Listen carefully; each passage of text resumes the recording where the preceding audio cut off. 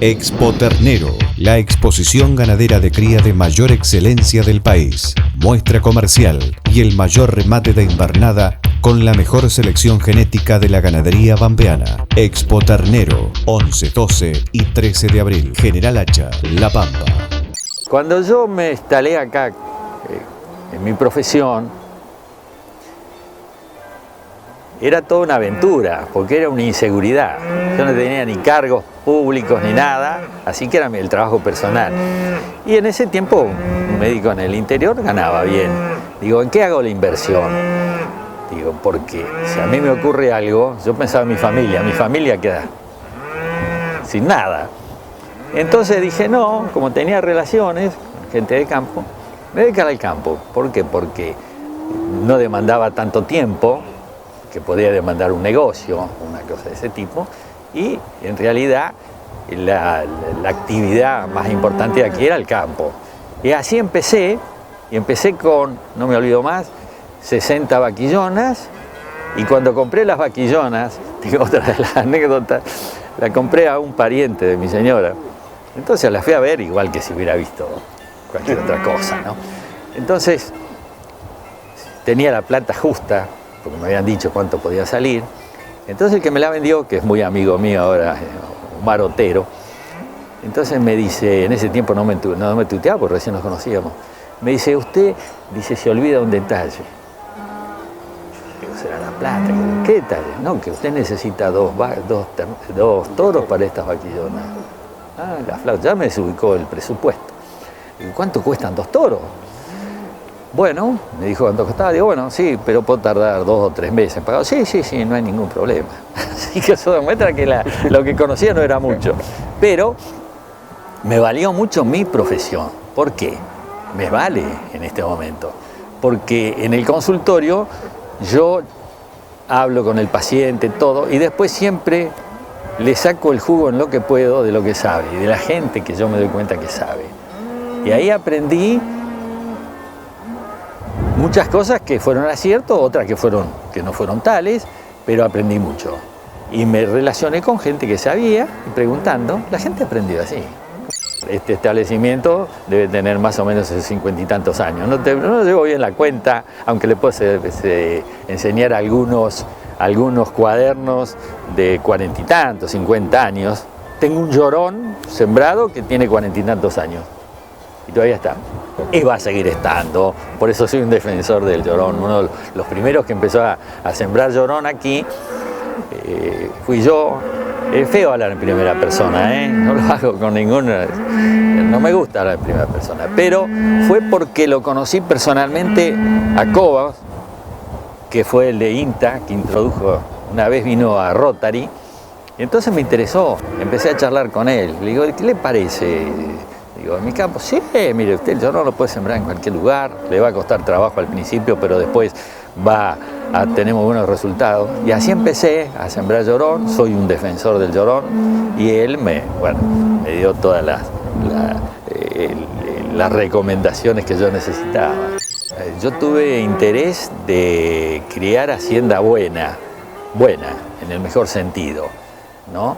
Ya que me dedicaba a una raza que era la Aberdeen Angus. Pero, ¿cuáles fueron los inconvenientes? Que la Aberdeen Angus fue cambiando. Cuando hace muchos años, cuando nació el tan famoso New Type del Aberdeen Angus, yo compré los primeros toros a Wertheim, en el meridiano de Wertheim, hablo de 40 y tantos años, que si no, ya perdí la noción, que eran toros enormes. Cuando Omar Otero me invitó para ir a comprar, dice, mirá, no los había visto nunca, te vas a impresionar, dice, porque pasan el corral. Era así, unos toros impresionantes. Pero era la época, ahora después vamos a ver por qué pasa eso. Entonces empezó la época de los toros grandes y tenía unos terneros enormes, ¿no? Terneros grandes. Y después vino, por la comercialización, por el gobierno, por lo que sea, achicarse, así que tuve que cambiar de nuevo. No eran inconvenientes, sino eran juegos propios de la explotación. Inconvenientes sí, las sequías, muchas oportunidades he tenido que sacar toda la hacienda, llevarla a otro lado, en épocas en que todavía no se trabajaba mucho con camión, se hacían arreos, y arrear 450, 500, 600 vacas no es fácil. Lo que pasa que yo puedo hablar de todas estas cosas porque he sobrevivido bastante. Después inconvenientes, sí, inconvenientes por ejemplo económicos. No económicos, yo no pasaba inconvenientes económicos, haría mal en decirlo en mi profesión. Pasaba inconveniente económico en el campo, lo que no tendría que suceder en nuestro país. Pero lo que quiero aclarar, que todas las cosas que yo pueda decir en esta entrevista no tienen nada que ver con la política. Sí, sí. Son, ¿cómo le puedo decir?, deducciones objetivas de lo que ha pasado, de lo que ha sufrido la gente de campo, que yo mismo lo he experimentado en mi consultorio y que necesita con el tiempo ser rehabilitada. A lo mejor en homenaje a la gente que murió creando todo esto. Y esto no es para hacer nada emocional ni mucho menos. No puede uno hacerse la idea de que venga un individuo, y no tengo nada contra los extranjeros que se compren 2, 3 leguas, y un productor que ha estado 100 o 100 y pico de años, yo los he conocido, no han podido comprar, no 20 leguas, una legua. ¿Qué una legua? 200 hectáreas. Cuando yo compré una fracción del campo, todavía, porque no todas las épocas fueron iguales, todavía el banco hipotecario daba préstamo. Yo en ese momento saqué un préstamo a 6 años. Pero había un médico que trabajaba acá ya, que era un hombre grande cuando yo vine, y yo era muy joven cuando vine acá, tenía 20 y tantos años. Y tenía la estancia es La Chita, que es de los Sarasola, era Sarasola el médico, tenía un préstamo a 30 años. Cuando se murió no lo había pagado. Eso es promocionar, estimular y mejorar la producción misma. ¿Por qué? Porque el gobierno de mi socio se lleva el 50% lo mío. Fíjese que ahora ha aumentado un poco la hacienda, pero nosotros pasaron 2 años de inflación, la hacienda conservó el precio durante 2 años y el productor se le iba nada más que a lo mejor que en camiones para el transporte. No hay una actualización permanente, porque usted tiene un negocio, remarca y se terminó. La hacienda no. La hacienda con el cierre de la exportación que hubo, se mantuvo en su precio. Yo, por ejemplo, no puedo decirle ahora, porque yo no ando mucho, no puedo decirle si lo mío es lo mejor, es medio, es inferior, lo que sea. Pero yo tuve la posibilidad, porque hacía una actividad paralela, de comprar toros que me gustaban, toros que me aconsejaban, no gente, compre este que es bueno, compre el otro, y sensiblemente fui creando un rodeo que será discreto, ¿no? Pero había gente, o gente que me rodea, campos que me rodean, que tienen más capacidad que la que yo tengo para discriminar cuál es el mejor toro, que no tiene el dinero, porque vive de eso. No hay que valorar al campo por el gran industrial que viene acá y que se compra 2 leguas y que se hace una mansión y que se compra el mejor toro y al día siguiente ya saca un premio en un concurso. Eso no es el campo. El campo es... y tampoco es el campo del de la provincia de Buenos Aires, con una rentabilidad casi fija, con un régimen de lluvia fijo, ¿entienden? Nosotros acá tenemos 600 milímetros que a veces se transforman en 300, pues nada. Es una lucha permanente, pero no quiero que eso me lo atribuyan a mí, ni que yo soy el sacrificado. No, yo estoy hablando más en nombre de la gente que me rodea, de la gente que ha trabajado, que ha dejado su vida en esto, que por mí mismo. Quiero avanzar sobre la recría, yo creo en la recría, claro, el que me oye hablar a veces dirá que yo estoy divagando. No estoy divagando. Yo creo que puede ser el futuro. ¿Cuándo? Cuando los precios lo justifiquen. Porque el individuo que tiene poco campo no puede duplicar su ingreso haciendo recría.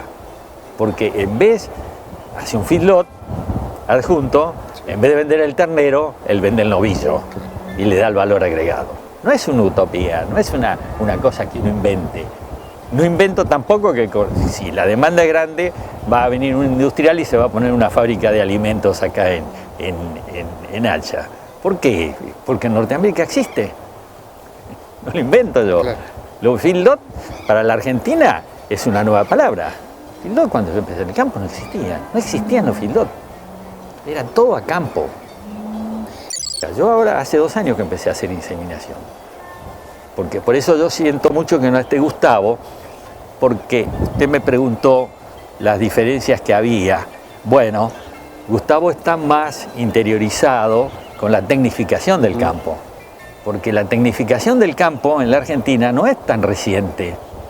Cuando yo compraba los primeros toros, no eran inseminados. Las cabañas no inseminaban, no se hablaba de inseminación, y no hace tantos años, cuando en otros países sí, ya lo tenían. Entonces, yo no estoy hablando ni de política ni nada, pero acuso a los gobiernos, no este gobierno, los gobiernos, que le dieron muy poca importancia.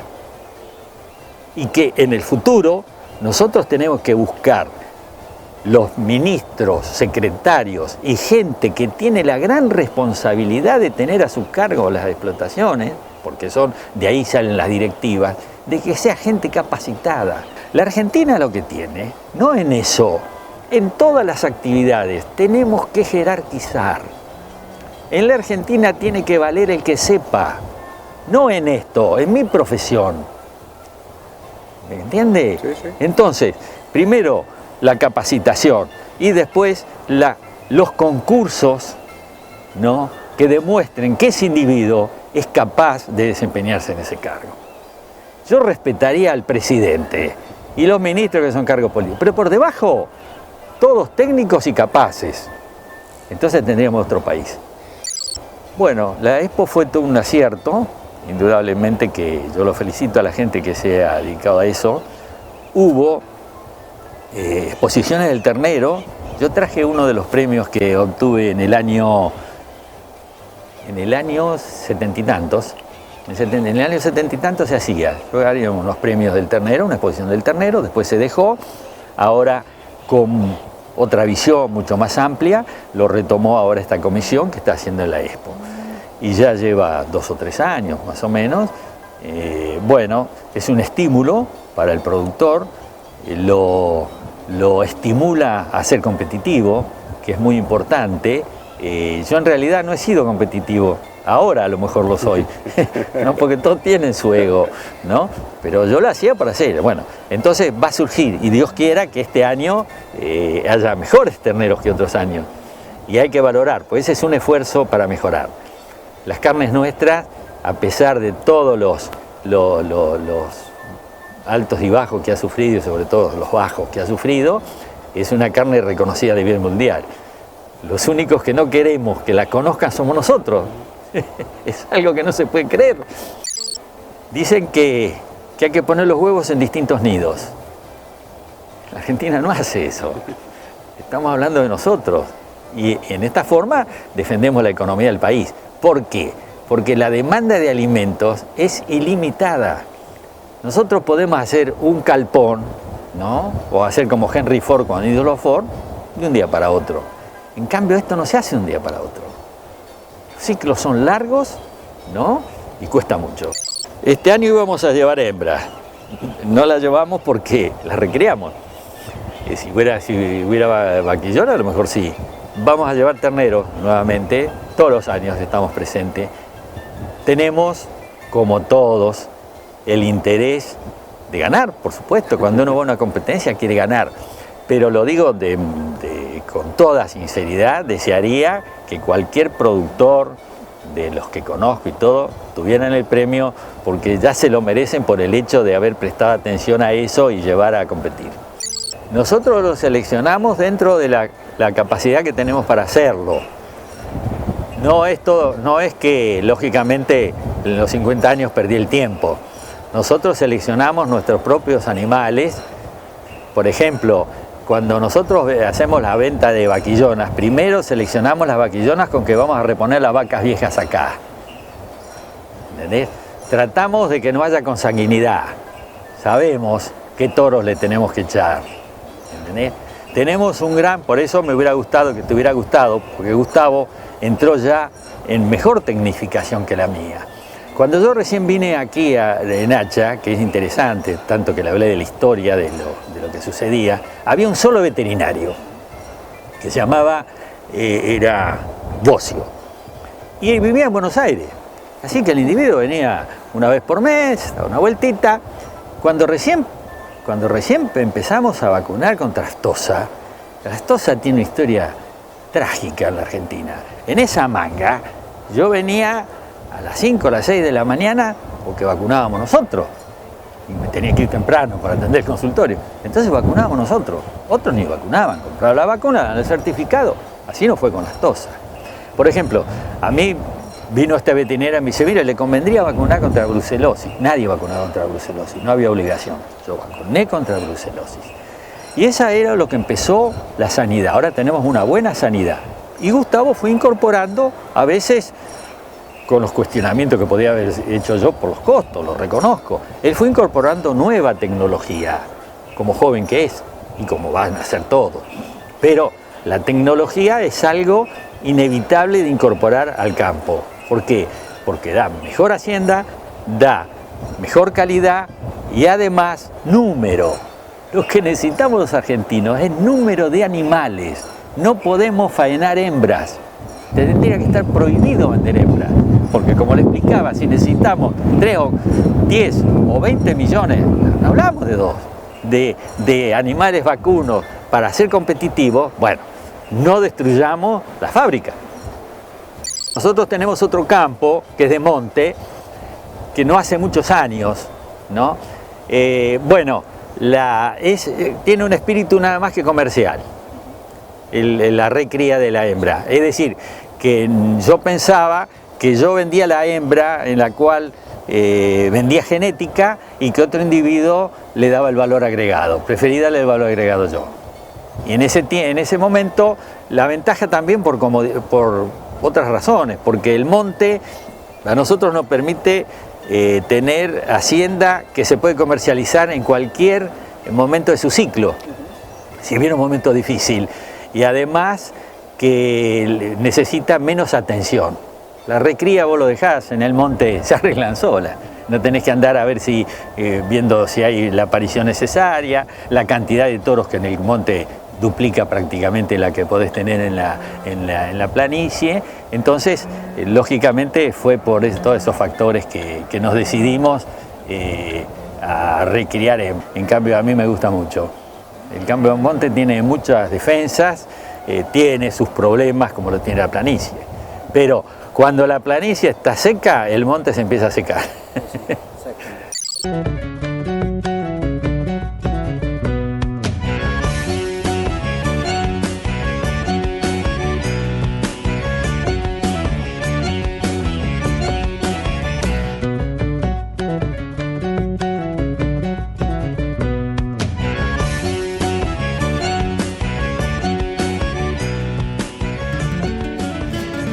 No te vayas, ya volvemos con más de Frente al Campo, aquí por Canal 3 para todo el país y el Mercosur.